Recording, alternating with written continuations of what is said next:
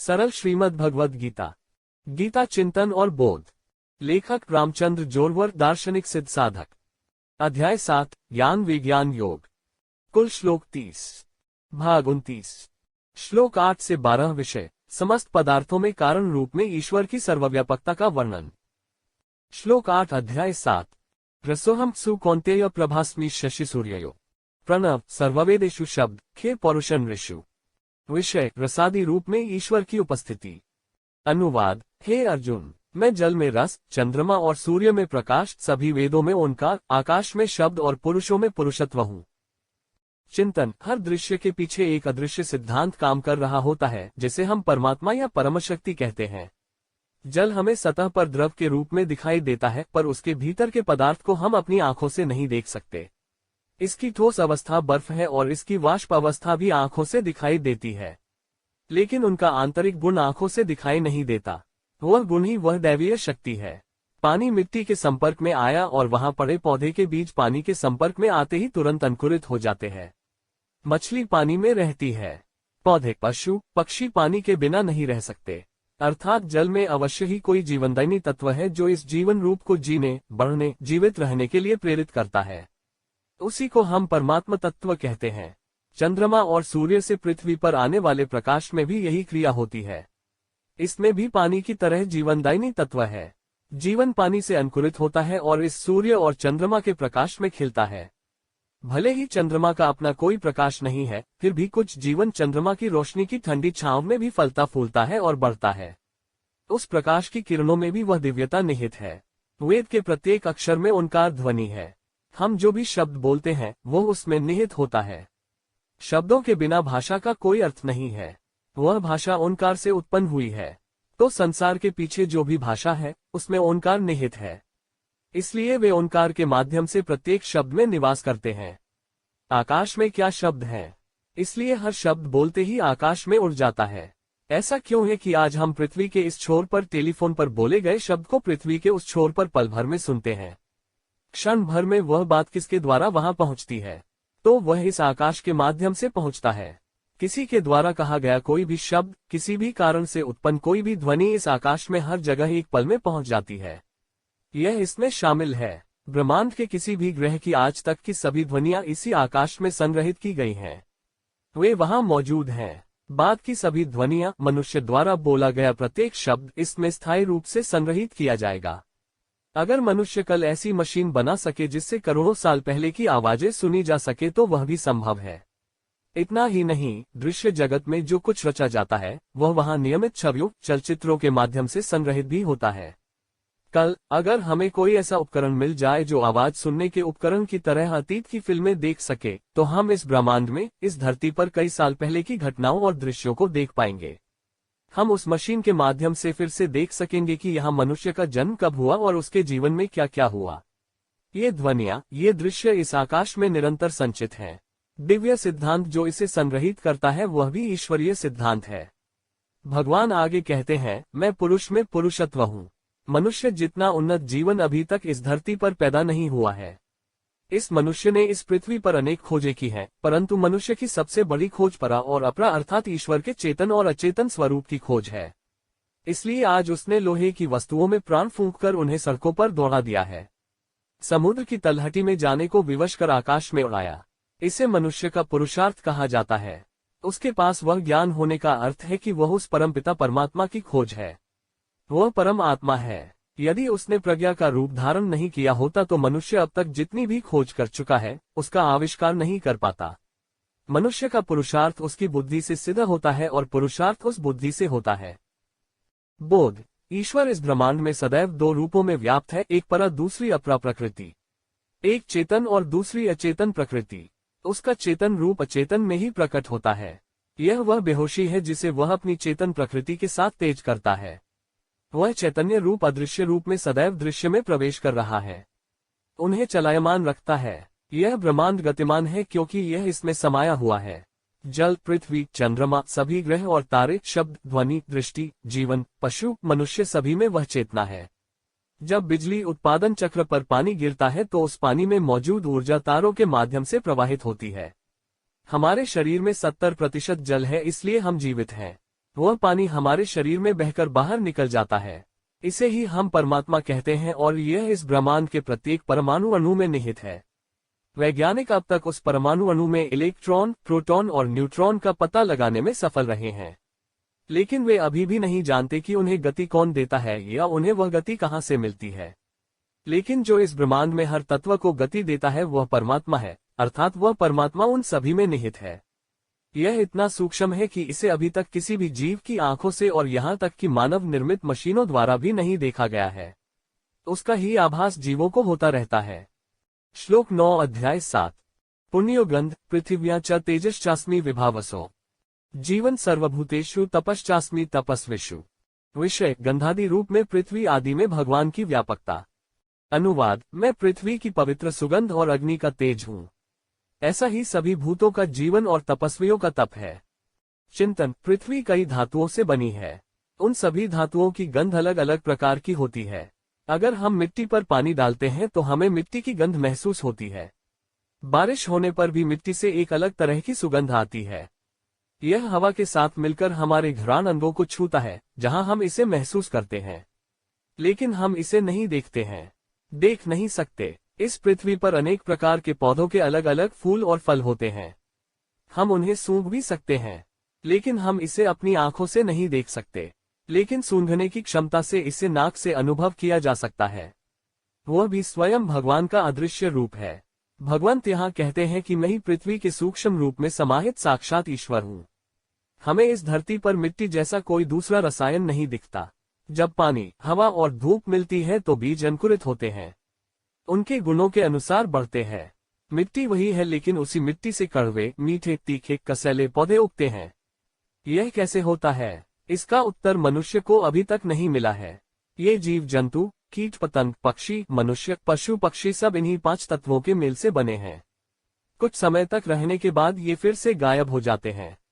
इस क्रिया का भी मनुष्य के पास कोई उत्तर नहीं है। पृथ्वी पर जीवन का संतुलन कैसे बना रहता है, इसका भी जवाब हमारे पास नहीं है। जहां केवल प्रश्न रह जाते हैं, उत्तर उस अदृश्य अज्ञात दिव्य शक्ति में छिपे होते हैं। हम अपने सामने की ओर देख सकते हैं, हालांकि पीछे नहीं देख सकते। तो दृश्य कभी अदृश्य को नहीं देख सकता। उन अदृश्य शक्तियों को हम पीठ के रूप में ही अनुभव कर सकते हैं। यही ईश्वर का अनुभव है, और वही गतिशील है, भिन्न भिन्न दृश्य माध्यमों में भिन्न भिन्न रूपों में प्रवाहित हो रहा है। जैसे मिट्टी में गंध होती है, वैसे ही अग्नि में तेज होता है। हम आग, उससे निकलने वाली रोशनी को देख सकते हैं। जब तक हम आग से दूर हैं, हमें उसकी चमक का आभास नहीं होता। लेकिन जैसे जैसे हम उसके पास जाते हैं, हमें उसकी जलन, उसकी गर्मी महसूस होने लगती है। यदि आप इसे छूते हैं तो यह आपकी त्वचा को जला देता है। इसमें कुछ भी डाल दे तो वह भी जल जाता है। इन सभी क्रियाओं से अग्नि का तेज उत्पन्न होता है। अग्नि में जो तेज है, ज्वलनशीलता है, वो भी ईश्वर का ही एक रूप है। जल में तो शीतलता होती है, पर अग्नि में ज्वलनशील होती है। ईश्वर के ऐसे अनेक रूप अदृश्य माध्यम से संपूर्ण ब्रह्मांड में समाहित हैं। सभी जीवों में जीव के रूप में, आत्मा के रूप में एक ही परमात्मा है।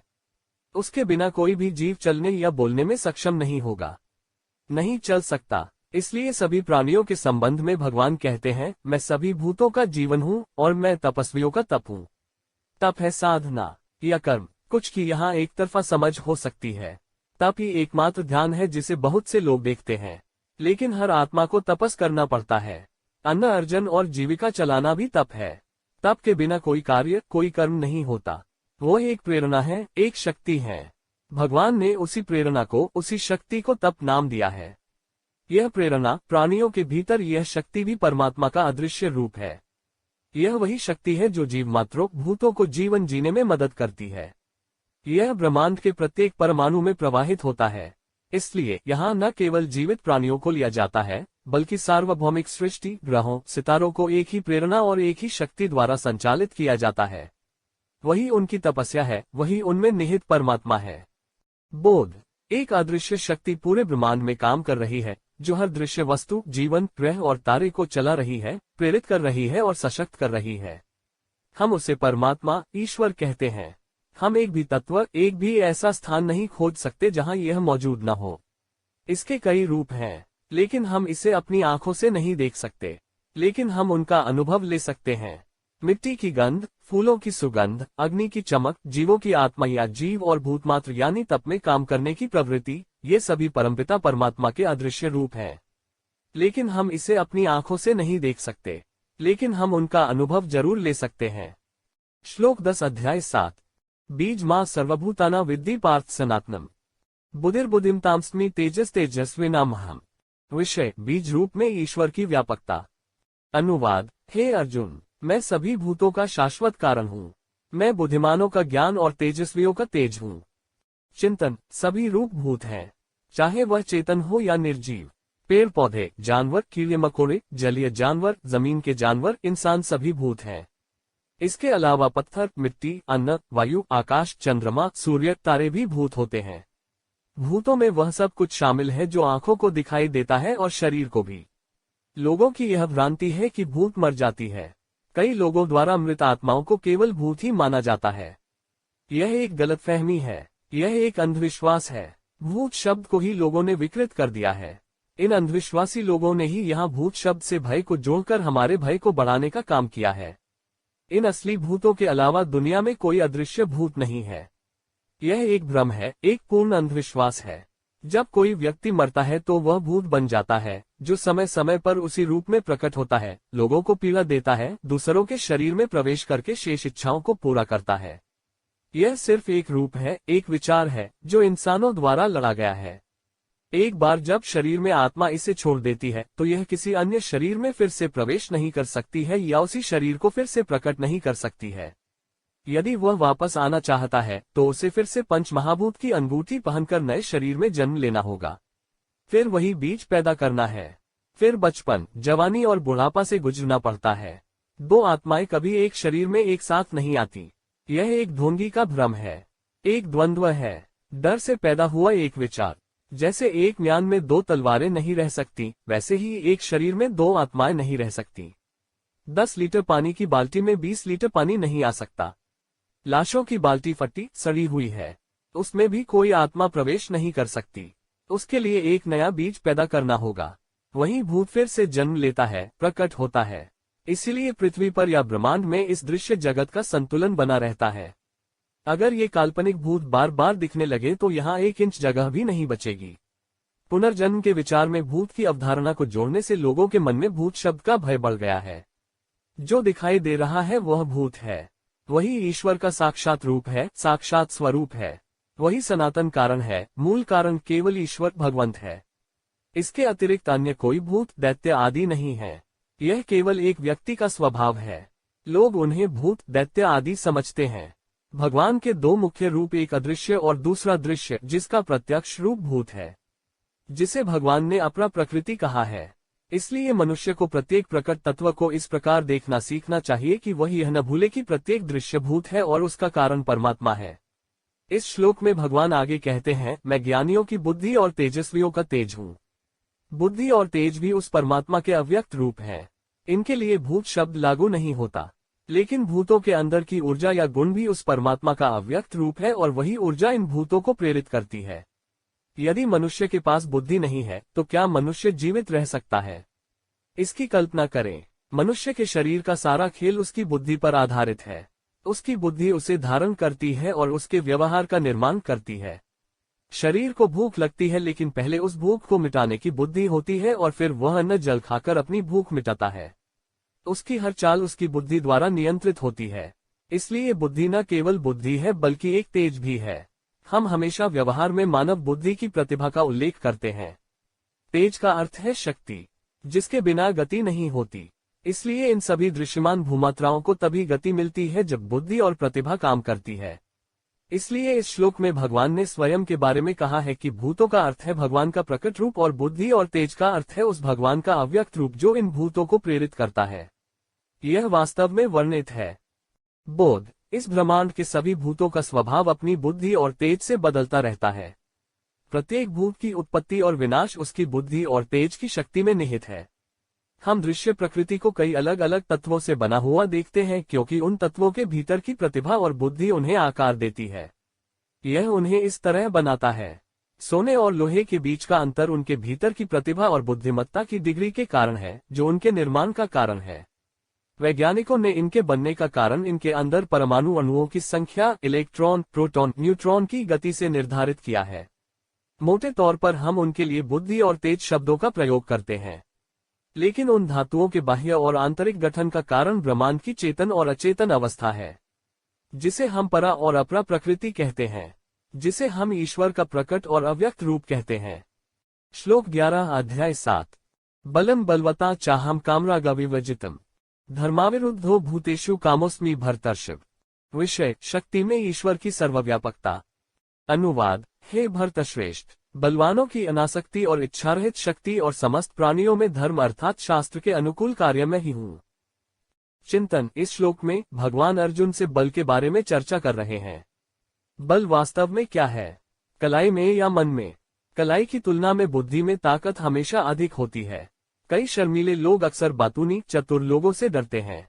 अच्छे पहलवान अच्छे लोगों से कुश्ती लड़ते हैं, लेकिन जब बैठक में 4 शब्द कहने का समय आता है तो वे पीछे हट जाते हैं। इसकी असल वजह क्या है? व्यायाम और आहार से शरीर की ताकत हासिल की जा सकती है, लेकिन बौद्धिक शक्ति प्राप्त करने के लिए अध्ययन, पठन, मनन, चिंतन की आवश्यकता होती है। शारीरिक व्यायाम की तरह बौद्धिक व्यायाम का भी अभ्यास करना चाहिए, तभी विचार समृद्ध होते हैं, तभी ज्ञान जुड़ता है। लेकिन चाहे शारीरिक बल हो या बौद्धिक बल, यदि आसक्ति हो, इच्छा हो, तो दोनों में से कोई भी उन्नति की ओर नहीं ले जाता। समाज की तस्वीर देखकर आपको अधिकांश लोगों में इन दोनों शक्तियों का अभाव दिखाई देता है। बहुत से लोग शारीरिक रूप से स्वस्थ और मानसिक रूप से सक्षम नहीं होते हैं। जब उनके पास किसी से लड़ने का समय होता है तो वे बस पीछे हट जाते हैं, वापस जाते हैं। यह किसी से दो हाथ नहीं कर सकता और किसी से चंद पल भी ठीक से बहस नहीं कर सकता। ऐसे लोगों का व्यक्तित्व समाज में खो जाता है, फिर उनका कोई मूल्य नहीं है। इसके लिए सभी को नियमित शारीरिक व्यायाम करना चाहिए, उचित आहार लेना चाहिए। इसके अलावा नियमित रूप से अच्छी पुस्तकों का पठन, मनन करना चाहिए। ऐसे व्यक्तियों का शारीरिक और मानसिक बल बढ़ सकता है, लेकिन साथ ही मन में किसी प्रकार का लगाव नहीं होना चाहिए। कोई इच्छा नहीं होनी चाहिए। आसक्ति और इच्छा मन को कठोर करते हैं। मन कठोर नहीं होगा तो मन किसी भी क्षेत्र में मेहनत नहीं कर पाएगा। इसलिए यह एक कमजोर दिमाग को शारीरिक शक्ति या बौद्धिक प्रगति हासिल नहीं करने देगा। इसलिए जो लोग इन दोनों शक्तियों द्वारा सशक्त और सिद्ध होना चाहते हैं, उन्हें पहले आसक्ति और इच्छा से रहित जीवन अपनाना चाहिए। तब समाज में उनकी बराबरी कोई नहीं कर पाएगा। इसके बाद प्रभु सभी प्राणियों के कार्य की चर्चा कर रहे हैं। भगवंत कहते हैं, समस्त प्राणियों में धर्म के अनुकूल अर्थात विज्ञान के अनुकूल कर्म है। प्रकृति के नियमों के अनुसार प्रकृति ने प्रत्येक जीव को उद्देश्य की भावना दी है। यह प्रकृति की योजना है ताकि सृष्टि का यह चक्र अनवरत चलता रहे। पौधों और जानवरों दोनों में क्रिया की भावना होती है। पौधों में भी 2 प्रकार के एंजियोस्पर्म होते हैं। पुष्पों से उनके परागकणों द्वारा उनमें कामनाओं की पूर्ति होती है और फिर पुष्प फलों में परिणत हो जाते हैं। कीड़ों और जानवरों में कोई अंतर नहीं है, उनके पास नर और मादा प्रकार भी हैं। प्रकृति के नियम के अनुसार इनका भी मिलन होता है और इनका वंश चलता रहता है। इंसान 2 तरह के होते हैं, मेल और फीमेल। उनकी इच्छा की पूर्ति से ही अगली पीढ़ी का जन्म होता है। भगवान कहते हैं कि यह कार्य धर्म के अनुकूल अर्थात समस्त प्राणियों में विज्ञान के अनुकूल कार्य है। इसलिए मनुष्य ने ईश्वर के इस संकेत को जानकर विवाह पद्धति को अपनाया है और नियमों का पालन करते हुए प्रकृति के कार्य को जारी रखा है। बोध। जीवों में शक्ति, बल स्वयं ईश्वर का ही एक रूप है। जिन लोगों की हृदय से उस परमात्मा के प्रति आस्था और भक्ति है, उन्हें अवश्य ही अपने भीतर इस परमात्मा की शारीरिक और बौद्धिक शक्ति का आभास होगा। यह शक्ति सभी जीवों को अन्न और जल से प्राप्त होती है। उस अन्न और जल की ऊर्जा इन दोनों शक्तियों में जीवों के शरीर में प्रतिबिंबित होती है। भोजन भी पंचतत्वों से बना होता है। वही शक्ति, वही ऊर्जा जीवों के शरीर में रूपांतरित हो जाती है, उन्हें शारीरिक और मानसिक, बौद्धिक शक्ति प्रदान करता है। साथ ही इसी से इन जीवों को काम का बोध होता है और उस काम के बोध से अगली पीढ़ी का जन्म होता रहता है। जैसे जैसे पुरानी पीढ़ियां लुप्त होती जा रही हैं, वैसे वैसे ईश्वर ने इस कर्म से नई पीढ़ी बनाने की कला प्रकृति को प्रदान की है। वह शक्ति होकर वे सर्वत्र प्रकट हो रहे हैं। ईश्वर की दृष्टि में यह एक धर्म है, एक शास्त्र है जो जीवों के लिए उपयुक्त है। श्लोक 12 अध्याय 7। ये चैव सात्विका भावा राजसास्तामसाश्चये मतर अविति तान्विद्धि नत्व तेषु ते मयि। 12। विषय, सर्वोच्च शक्ति द्वारा त्रिगुणात्मक पदार्थ की रचना। अनुवाद, साथ ही सत्वगुण, रजगुण और तमोगुण से उत्पन्न होने वाले जो भाव और पदार्थ हैं, उन्हें समझना चाहिए कि वे सभी मुझसे उत्पन्न होते हैं, लेकिन वास्तव में न उनमें मैं हूं और न वे मुझ में हैं। चिंतन: ईश्वर ही सृष्टि के निर्माण का वास्तविक कारण है, इसलिए इस ब्रह्मांड में जो कुछ भी मौजूद है वही ईश्वर से बनाया गया है। लेकिन भगवान सभी में पूर्ण रूप से प्रकट नहीं होते हैं, उनकी शक्ति उन तत्वों में शामिल है। अतः ऐसी कोई बात नहीं है कि उन तत्वों का प्रभाव उल्टा होकर पुनः ईश्वर पर पड़े। जैसे माता पिता से संतान उत्पन्न होती है, बालक माता पिता का भरण पोषण नहीं करता, अपितु माता पिता ही बालक का भरण पोषण करते हैं, वे उसे शिक्षा देते हैं। ठीक इसी प्रकार इस प्रकृति के 3 गुण ईश्वर से उत्पन्न हुए हैं। सत्वगुण, रजोगुण और तमोगुण एक प्रकार से ईश्वर के अंश हैं। तीनों के अलग अलग कार्य हैं। सत्वगुण से सात्विकता उत्पन्न होती है, वह आत्मा प्रकृति और पदार्थों में समाहित है। हम जिस वातावरण में रहते हैं और जो खाद्य पदार्थ हम खाते हैं, वे हमारी प्रकृति को आकार देते हैं। वैसा ही हमारा स्वभाव बन जाता है। इसीलिए जीवन में पर्यावरण और आहार 2 महत्वपूर्ण चीजें हैं। लोगों को यह मिलता नहीं दिख रहा है, इसलिए वे तमोगुनी और रजोगुनी आहार अपनाते हैं। वे समान परिस्थितियों में, समान वातावरण में रहने का प्रयास करते हैं, उन्हें इसमें आनंद आता है। लेकिन रजोगुण और तमोगुण व्यक्ति को अधिक समय तक सुखपूर्वक नहीं रहने देते। इनका क्षणिक सुख दीर्घकालीन दैख उत्पन्न करता है। मनुष्य प्राकृतिक पदार्थों को तोड़कर शराब बनाता है और उनका सेवन करता है। वह क्षणिक धुंध, नशा पाने का प्रयास करता है, तंबाकू जैसे जहरीले पौधों को चबाना, लेकिन यह उसके अपने प्राकृतिक स्वभाव को नष्ट कर देता है। वे पदार्थ भी शरीर में प्रवेश करने पर अपने गुण प्रकट करते हैं। एक अच्छा दिल अच्छा स्वास्थ्य बनाता है।